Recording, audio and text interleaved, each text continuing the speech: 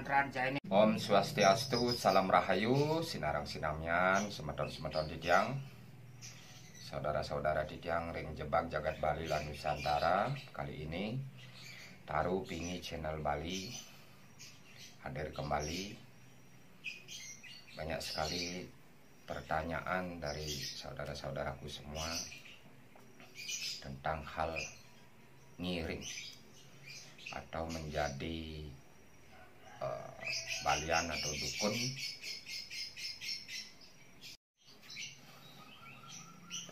Kali ini Didiang menjawab pertanyaan dari saudara Didiang, bagaimana konsep seorang yang ngiring atau menjadi tapakan atau menjadi seorang balian. Hal-hal apa yang harus dijalankan di dalam suatu pengobatan. Okay. Konsep kalau tiang pribadi nih ampun, mungkin orang lain saya tidak tahu. Kalau konsep saya ngayah, itu konsep yang utama. Satu, ngayah secara tulus dan ikhlas melayani umat atau seseorang yang minta tolong tanpa melihat hasil, tanpa melirik sesari. Boleh kita menerima keikhlasan mereka. Jangan sampai seperti pepatah, orang yang sudah jatuh di tangga ketimpan tangga lagi. Mereka sudah sakit, mereka sudah lama menahan penderitaan di dalam dirinya sendiri. Maka dari itu perlu ketulus ikhlasan di dalam hati. Itulah konsep saya. Kalau masalah sesari atau uang itu keikhlasan orang yang berobat, yang minta tolong. Entah berapa dikasih, keikhlasan mereka. Dikasih ya syukur, enggak dikasih juga enggak apa-apa. Itu konsep saya. Jangan sampai mempunyai pemikiran-pemikiran yang negatif. Itulah jalan yang benar menjadi seorang tapakan witi yang benar-benar dipercaya oleh yang leluhur pendahulu kita untuk melayani, membantu keikhlasan diri tanpa mempunyai pikiran-pikiran yang negatif, tidak sombong, tidak berbohong. Karena apa? Pendahulu kita atau yang leluhur pada saat itu menjalani seperti saya sendiri menjalani pengobatan. Itu pun sebagai titah dari beliau untuk membayar karma masa lalu beliau yang belum dijalankan. Jangan sampai kita belajar spiritual setelah sudah bisa dipakai bisnis. Itu sangat keliru dalam ajaran spiritual. Nah, begitulah konsep saya di dalam pengobatan. Hanya ngayah. Satu, membayar karma pendahulu atau yang leluhur atau yang kompiang, sehingga karma masa lalu beliau terbayarkan. Kedua, karma saya sendiri diciptakan oleh beliau sebagai perpanjangan tangan beliau untuk ringan tangan membantu sesama. Itu konsep yang saya jalani selama ini. Pertanyaan selanjutnya,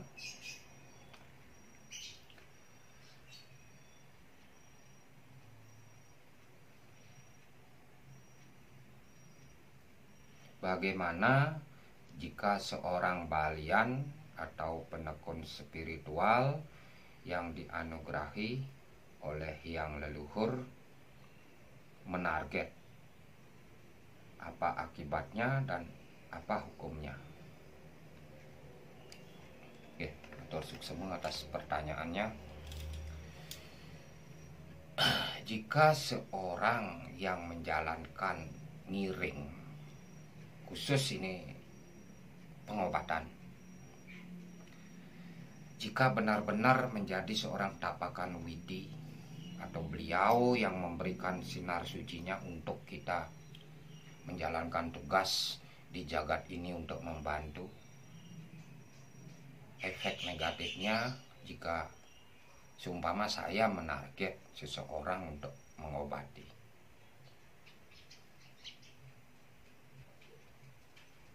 beliau akan marah di luar rel-rel ajaran Dharma. Marah beliau. Akhirnya apa? Seorang tapakan dikasih perhatian dulu. Entah sakit, entah bingung, entah ribut dan segala macam lah kehendak beliau itu. Jika itu pun perhatian pertama tidak disadari, jika masih melakukan hal tersebut, taksu beliau yang leluhur diambil. Itulah bisamanya, hukumannya. Dikosongkan. Jika seseorang itu yang sudah dikosongkan itu mengobati seseorang, itu tidak mempan, tidak berguna, sia-sia. Itu efeknya. Jika seorang yang sudah menjalani ajaran Dharma, sudah menjalani penengan atau mengobati, menjual sarana-sarana negatif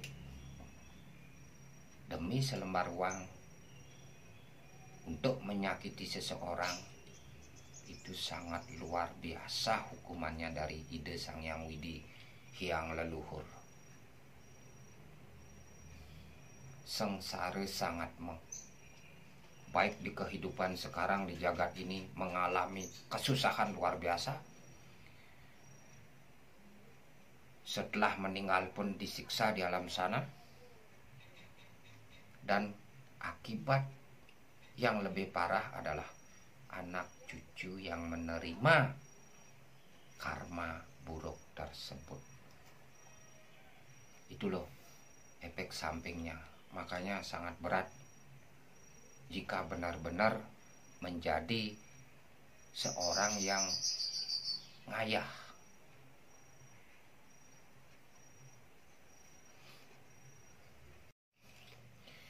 Di dalam ajaran agama Hindu itu sudah tertulis ada hukum sebab akibat. Seperti kita lihat di nyata. Ada asap, pasti ada api. Jika kita berbuat jahat, pasti ada konsekuensinya. Pasti ada hukumannya. Boleh kita mengelabui seseorang, membohongi seseorang. Beliau tidak bisa dibohongi. Beliau ada di mana-mana. Itu Sang Hyang Widiwasa.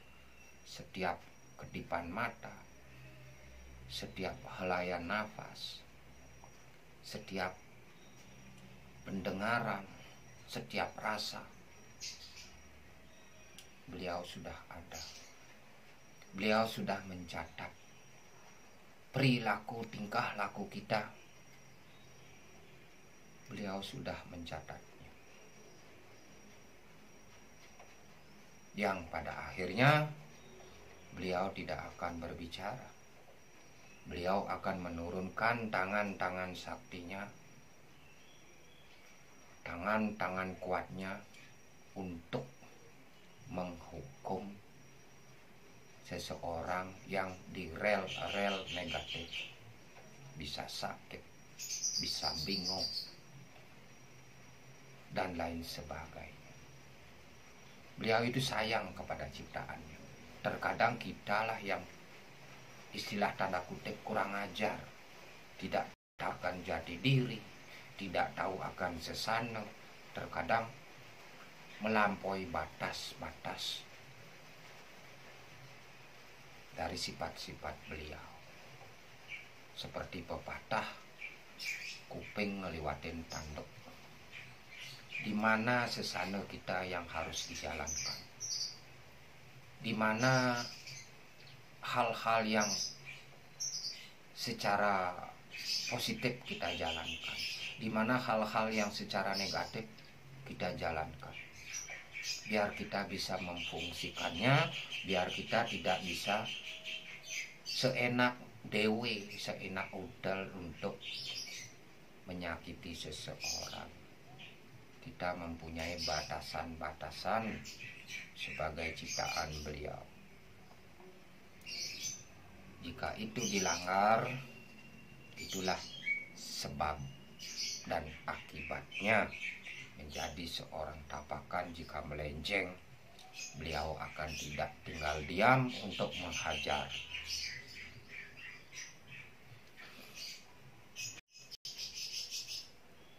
Nah, pertanyaan selanjutnya, karma itu memang benar ada, beli jero?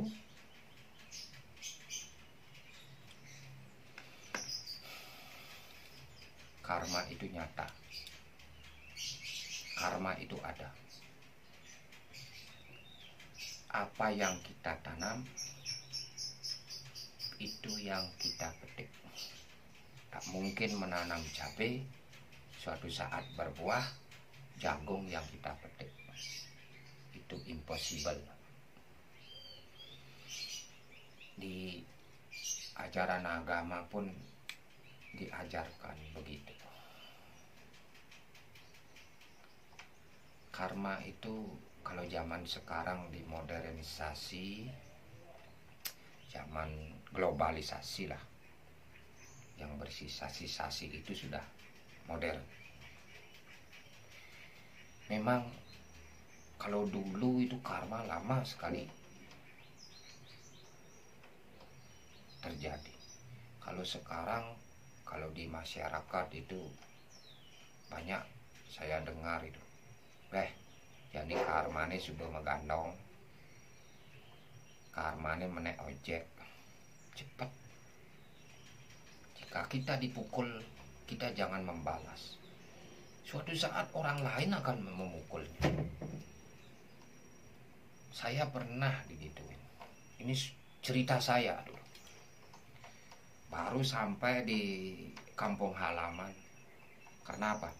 Gak kuat menahan sakit di kota.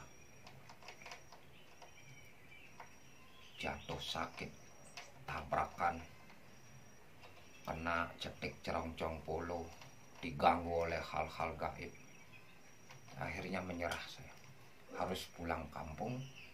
Saya pun dulu menjalani begini saya tidak mau. Mendingan saya kerja, keluar keringat sendiri, itu lebih happy bagi diri saya. Akhirnya apa? Setelah di kampung dituduh begini, dituduh begitu, dicemooh, dicaci. Akhirnya saya diam dan saya berdoa kepada beliau, yang pada akhirnya mereka kena, berani berbuat jahat, berani menanggung akibatnya. Itu enggak waktu tahunan atau lebih, 1 bulan 7 hari pun dia sudah kena. Jika kita berbuat jahat kepada seseorang, saya mengalami di dalam kehidupan saya ini, maka dari itu janganlah membalas. Kita tidak boleh membalas. Seperti pepatah, orang lain melempar kotoran kepada diri kita, kalau bisa kita lempar bunga kepada orang lain. Dalam artian begini, jika orang mencemooh diri kita, jika orang mencemooh mencaci, memaki diri kita, kita tersenyum. Sambil kita berdoa kepada Ide Sang Yang Widiwasa, yang leluhur, Sang Yang Tiga Sakti. Kita mohon, aduh penembahan. Dumugi ipun sadar. Biar mereka sadar. Karena dia apa? Mereka itu sakit. Jika mereka tidak sakit, mereka akan tahu jati dirinya sendiri. Mereka tidak akan berbuat hal-hal negatif. Mereka lah yang sesungguhnya sakit, bukan diri kita. Jika kita membalas, sama saja mereka sakit, diri kita sakit. Karma kita tidak akan berkurang, malah nambah jika kita dendam atau membalas. Itulah pemurtian karma. Jika orang berbuat jahat kepada kita, kita doakan mereka biar sadar diri dan menyudahi kejahatannya. Jadi apa? Karma diri kita yang 10 diambil oleh mereka. 1, mereka bertambah, kita berkurang. Itulah pemurtian karma, mengurangi karma masa lalu kita. Maka dari itu banyak cerita dari pendahulu-pendahulu kita. Kita tidak boleh membalas. Inilah sebenarnya pemurtian karma kita di jagat ini. Mengurangi karma-karma kita. Lewat apa? Cacian, cemoohan, ejekan, dan segala macam. Terkadang kan kita emosi. Wajar itu. Tetapi jangan membalas. Karena apa? Kita sebagai manusia jelema, jele kelawan melah. Baik dan buruk kita, kalau kita bisa mengendalikan diri, selamatlah kita. Tidak terjerumus lagi ke hal-hal negatif seperti orang yang berbuat negatif kepada kita. Itulah wejangan kali ini. Semoga tercerahkan. Inggih wanta asa punike rainane mangkin titiang menjawab pertanyaan-pertanyaan dari saudara-saudara titiang. Sukses mepeng banget selalu mendukung Taru Pingi Channel Bali. Dumugi selantang tuah titiang angin titiang mata tulung. Hidup saya pakai untuk menolong, membantu sesama. Dumugi labde karya, panjang umur, sinareng sinamian, sehat selalu. Sane sakit, tetap semangat. Tetap berdoa kepada beliau untuk mendapatkan kesembuhan. Lawan dan tetap happy dan semangat. Ini wadah sapunika kirang langkung titiang lunas gengrene sinampura. Sinap titiang antok para mesanti. Santi, santi, santi.